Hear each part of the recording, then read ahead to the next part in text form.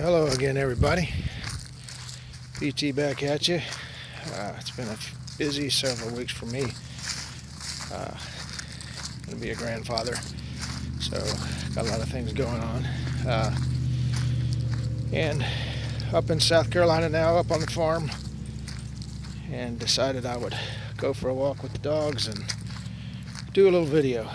I have decided, at least at this point, I'm not going to do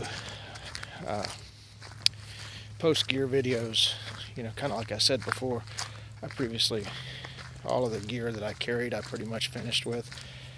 So my post gear video and my pre-gear videos would probably be about the same. But I have been watching the 2019 hikers getting ready. Been enjoying every minute of it. There's a lot of personalities out there and characters, and it's going to be a great year with some of the people that are vlogging. And I've been keeping up with their vlogs, and having a blast reminiscing what was going on last year, and just putting myself in their place. And what I've been noticing is something that I really kind of didn't think about until I started watching their videos, is fears that people have going out on the trail. And I decided I would do a video, maybe two, I don't know, this might draw out a little bit, so I might end up doing a couple, addressing some of the fears I had, some of the fears you might have, and some of the realities that I came into while I hiked the trail. So, to be honest, one of the things that I feared the most was ticks. Ticks were, the Lyme disease that you get. If you don't get it taken care of quick enough, that's a lifetime deal. And to be honest, the whole time I was on the trail, now I did leave early, so the chances of ticks were diminished, at least for the first part of my hike. But the whole time I was out there, I never found a tick on me.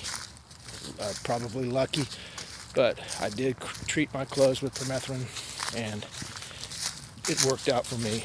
So when it comes to that fear was quickly, not a fear once you get out there. And you'll find out that a lot of these fears that you may have will go away once you get out there and realize, this is no big deal. And that was one that quickly I was able to not be concerned about. I took the wrong road. That's all right. But and they say that you will pack your fears, and that's kind of true. If your fear, the next fear is cold. If you are scared of cold, then you're going to pack probably more clothes than you need.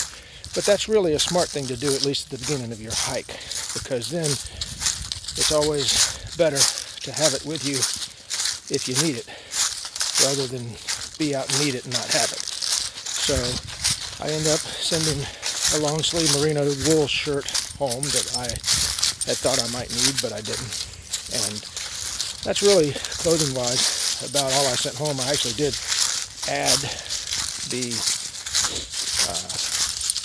Outdoor Research goose down mittens, and that helped my hands out a lot. And I had to get some rain covers for those mittens because the wet snow that was piling down on them was wetting them up. So, and that ended up working out good for me.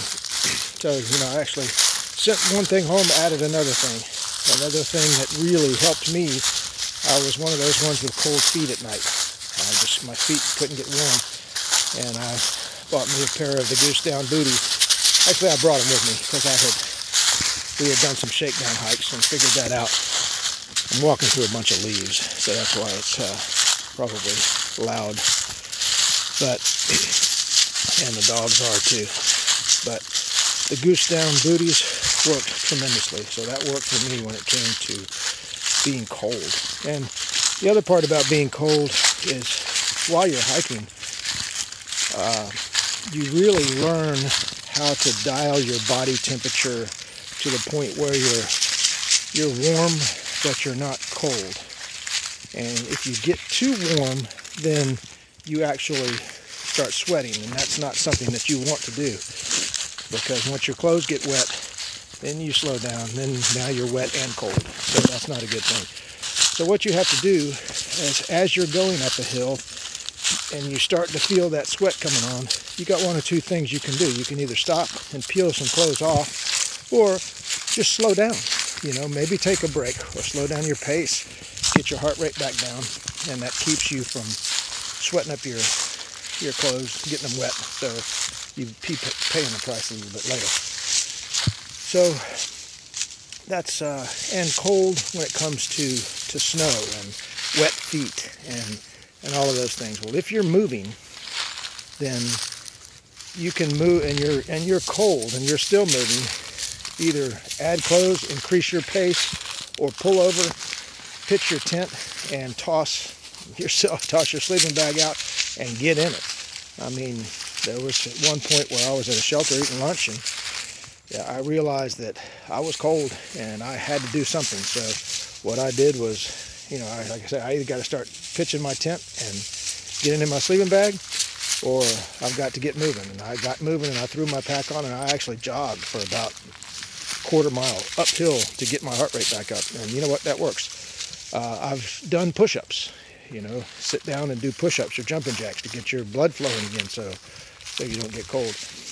And all that worked for me. So you learn quickly tips and tricks to keep yourself from getting too cold. Now, I've seen that this is already going on at about 6 and almost 7 minutes. So I'll do one more thing, and then I'll clip this one off, and then do another one, maybe 3. We'll see on some more fears that people have. The next one is water. And on the Appalachian Trail, there's very few places where you have to be concerned with water. Once you get up into New York, there are some areas that you go several miles without a water. But if you've got the Gut Hooks app and you've got the AWOL guide, they kind of mirror each other when it comes to the locations of water, but sometimes the sources are dry. And as long as you're not one of the first ones through that year, you can go on the Gut Hooks app and read the comments of what previous hikers that have gone before you have written, whether the water source is dry or whether the water source is flowing. And if they say it's dry and they'd gone through 3 or 4 days before you, and you had a rainstorm come through between those next days, you know, you can pretty much rest assured that there's going to be water there. But truthfully, water was, for me, never an issue. Maybe one time, once or twice on the trail, where I made a mistake and miscalculated my mileage, or the terrain that I had run out of water and was thirsty, but you know, I wasn't going to die.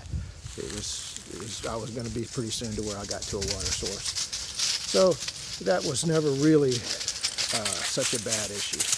So water is something you really don't have to be that concerned about while you're out there, because there's plenty amounts of water on the trail. Filtering.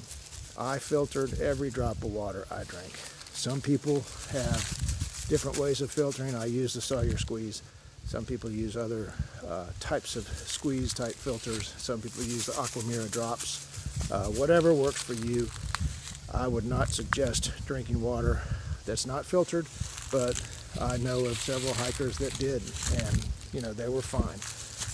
You know, they'd choose the sources that they thought were clean and took it. But for me, you know, spending an extra 2 or 3 minutes, or 5 minutes really, maybe even more, to sit down, pull your water filter out of your bag, and filter 2 liters or however many liters you need, it was worth the 10 or 15, 20 minutes that it took me to do it. So I filtered every drop of water that I drank. So that's what I'm going to leave this video with. I've got several more fears that people might have in the 2019 hike. Hopefully this information helps some of you diminish your fears of what you're getting into.